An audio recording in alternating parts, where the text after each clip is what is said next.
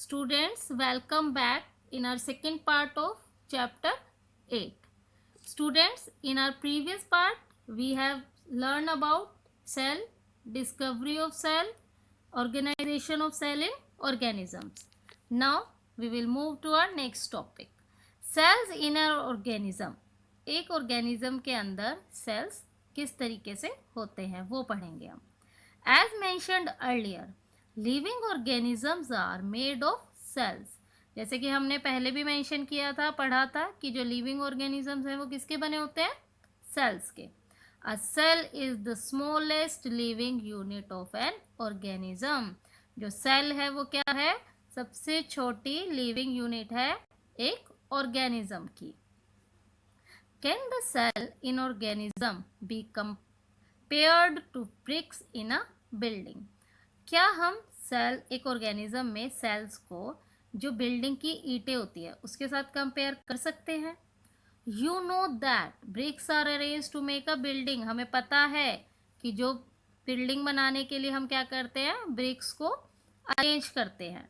Similarly in the same way cells are arrange to make an organism. उसी तरीके से जो सेल होते हैं वो इस तरीके से अरेंज्ड होते हैं और वो क्या करते हैं?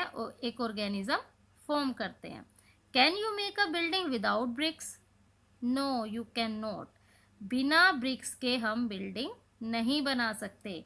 उसी तरीके से बिना सेल के ऑर्गेनिज्म मेड नहीं होता.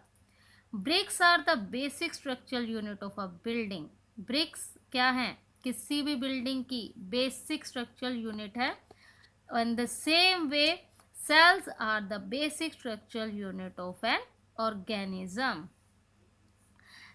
इसके बाद we will know about organisms show variety in cell number, shape and size. जो organisms हैं उनके अंदर जो cells होते हैं क्या होता है? उनकी जो सेल नंबर है, शेप है या साइज है वो वैरायटी शो करते हैं उसके अंदर. मतलब सेल नंबर डिफरेंट होते हैं, शेप अलग अलग होती है और साइज भी अलग अलग होता है. Let us start this topic. Cells in different organism show variations in their number, shape and size. Different organism में जो सेल्स होते हैं वो वेरिएशन शो करते हैं. जैसे कि हमने अभी पढ़ा था किस किस चीज़ में? नंबर में, शेप और साइज में. जैसे कि number of cells. Based on the number of cells the organisms में be divided into two types. Number of cell के बेसिस पे हम ऑर्गेनिजम्स को टू टाइप्स में डिवाइड करते हैं. That is unicellular and multicellular. Unicellular कौन से होते हैं? Organism consisting of a single cell. वो ऑर्गेनिज्म जो एक सेल के बने होते, सिंगल सेल कंसिस्ट करते हैं, वो क्या कहलाते हैं? Unicellular organism. इसके कुछ एग्जाम्पल हैं: yeast, amoeba, bacteria, paramecium. These all are called unicellular organism.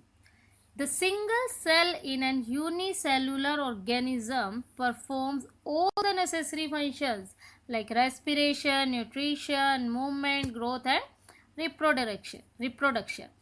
Even जो single cell होता है unicellular organisms में, वो जितने भी necessary functions है लिव यानी जिंदा रहने के लिए, जैसे कि रेस्पिरेशन है, न्यूट्रिशन है, मूवमेंट है, ग्रोथ, रिप्रोडक्शन, वो सभी सिंगल सेल जो यूनिसेलुलर ऑर्गेनिजम्स है वो परफॉर्म करते हैं. उसके बाद आते हैं multicellular organisms consisting of more than one cell. Organisms जो एक से ज़्यादा सेल्स कंसिस्ट करते हैं वो क्या कहलाते हैं? Multicellular. जैसे कि नाम से ही है, multi means many, cellular means cell, यानी कि काफ़ी सारे cell. Large living things are made up of million और ट्रिलियंस ऑफ सेल. जो लार्ज लिविंग थिंग्स है वो तो काफ़ी ज़्यादा, इवन मिलियन और ट्रिलियंस ऑफ सेल से मिलकर बने होते हैं. फॉर एग्जांपल जैसे कि ऑल लार्ज ऑर्गेनिज्म जैसे cat, dog, fish, frog, elephant, human beings, tree, plants, ये सब किस में आते हैं? They are all are categorised under multicellular organisms. Different organ perform various necessary functions in the body. और जो डिफरेंट ऑर्गन्स हैं वो क्या करते हैं बॉडी के अंदर? जरूरी फंक्शंस जो अभी हमने पीछे पढ़ा था ऑर्गन्स और ऑर्गन सिस्टम में, वो परफॉर्म करते हैं। उसके बाद आता है shape of cell. Cell occur in different shapes and these shapes are related to their specific function. जो सेल है वो डिफरेंट शेप्स में होते हैं और इनकी जो शेप्स है ये किससे रिलेट होती है, उनके फंक्शन से। उनका जो स्पेसिफिक फंक्शन है उससे, उसके अकॉर्डिंग ही इनकी डिफरेंट शेप्स होती हैं। जैसे कि ये कुछ शेप दे रखी हैं। This is spherical shape, this is spindle shape and this is long branch shape. कुछ शेप्स को और हम डिस्कस करते हैं, जैसे कि इरेगुलर शेप। इरेगुलर मतलब कोई पर्टिकुलर शेप नहीं है, जैसे कि amoeba and white blood cell.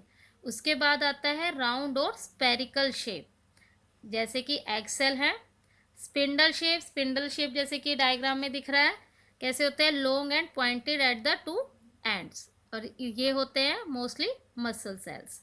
उसके बाद है इलोंगेटेड थिन एंड ब्रांच, जैसे कि हमारे नर्व सेल है। फिर है किडनी और बीन शेप्ड, जैसे कि गार्ड सेल्स होते हैं। Long and rectangular as the mesophyll cells in the leaf.